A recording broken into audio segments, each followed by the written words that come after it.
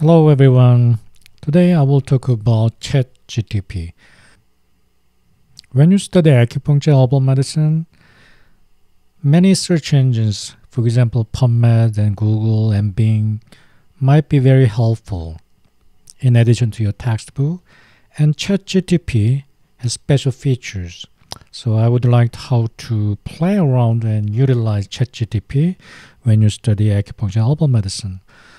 So this search engine has a kind of characteristics. What kind of characteristics? One thing you need to understand is ChatGTP does not search inside of the PubMed or Google Scholar. So ChatGTP has its own search database, the collected database of its own.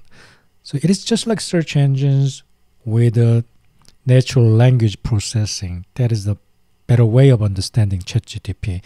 It sounds very fancy when you talk around. It seems like omnipotent, but actually there are many limitations. So ChatGTP can be very useful when you give it a general conditions. Likewise here is first thing you need to do is creating new chat. And once you start the chat, this ChatGTP learns from your feedback. So with one topic, you should keep on talking with this ChatGTP under this each topics because those are all related. So I will start search. Acupuncture point can be useful for insomnia. So I will use the prompt like this. Show me acupuncture point for insomnia with references. So you are considering organizing reference in certain style like AMA or APA style. You can clarify the format here. Then let's try this.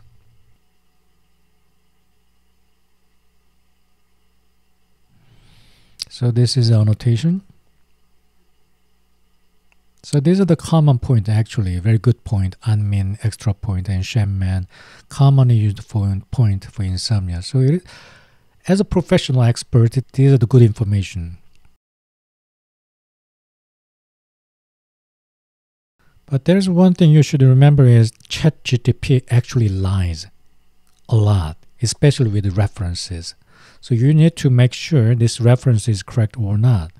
So I strongly recommend you visit the website PubMed or Google and try to find this actual article. So actually this article exists by Dr. Jerry Wing Fei Yang. Wei Fei Wang, Acupuncture for Primary Insomnia. And in this article, the shaman is introduced. What is the next article? A systematic review of effective acupuncture in treating insomnia. Let's find this too. Systematic review of the effect of acupuncture in treating insomnia. W. Huang. And let's see, W. Huang. So these articles are real, and you need to check if this contents is from actually that article. So when you give this kind of general condition, it can be super useful. And something I found out with this query is this is not APA style reference. This is AMA style reference. So let's go back to the question again. Okay, here I will chat with this ChatGTP. You used AMA style references. Change the references in APA style. Let's see what it does. So it pretended gave me the articles in references in APA style, but actually it was AMA style. But it is super handy, super convenient. You don't have to reorganize them, and ChatGTP actually take care of everything by itself. And this is how you use ChatGTP with your assignment and kind of preliminary search. It can save your time a lot. But if you try to find more specific information like herbal formulas, write the side effect reported with Xiao Chai Hu Tang in Japan with APA style references. Then let's change the tone here in an academic way. Let's see what kind of answers it gives me. This is very well organized. So actually, this is APA style description. In the middle of the contents, you can see the author and the published date. And conveniently, it has a DOI number. Let's try to click. So it's a kind of fake DOI number. I don't know why this Chat GTP tried to deceive. So this is actually a very famous scandal of herbal medicine in Japan, but actually there is no such article. So this article is a made-up article. So when the topic is very specific, Chat GTP's data is very unreliable, especially in terms of reference.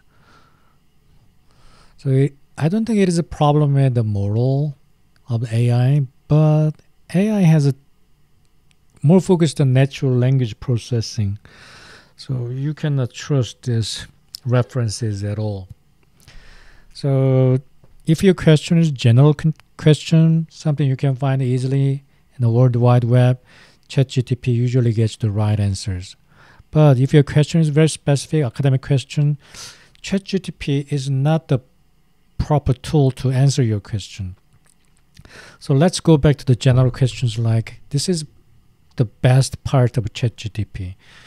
Write the history of acupuncture as an essay.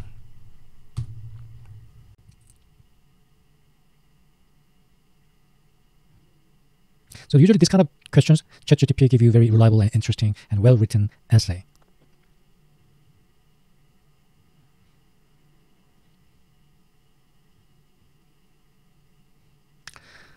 So actually, ChatGTP is really handy when you write something based on knowledges. So it is like your friend. It will not give you actually very accurate references or where you cited, but it can give you, based on its knowledge, its own opinion. And surprisingly, its opinion is really interesting and reliable, depending on what you ask. So ChatGTP is not that smart, but can be very useful. What is the reported side effect of licorice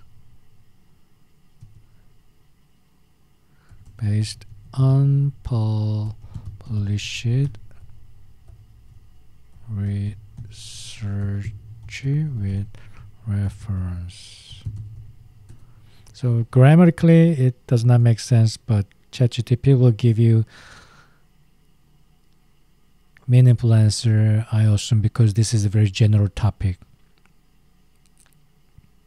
So just because I thought ChatGTP used the APA style, can you see? Even though I did not clarify the reference style, ChatGTP is using API reference style.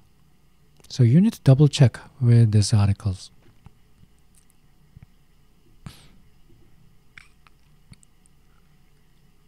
So in this case, actually right article with the right DOI number. Probably this is a made-up article. So ChatGTP has a lot of limitations and strong side, especially I use this ChatGTP when I translate. When I make my presentation files, especially written in Korean and Chinese, ChatGTP translate them with kind of context. It understands what I want to say. So it is super handy. For example, like this. So I want to translate this paragraph. This is not easy to translate paragraph. So if I need to use just regular dictionaries, it will take a lot of time. But when I give this idea, Chat GTP actually translated really in a good way, and I also let it define the meaning of this specific letter, and it gave me really useful answer, and I can teach this letter very specifically with the proper meaning. Okay, we talked about ChatGTP. How can we utilize this new tool? And I'll play around it more, and I'll get back to you again very soon. See you later.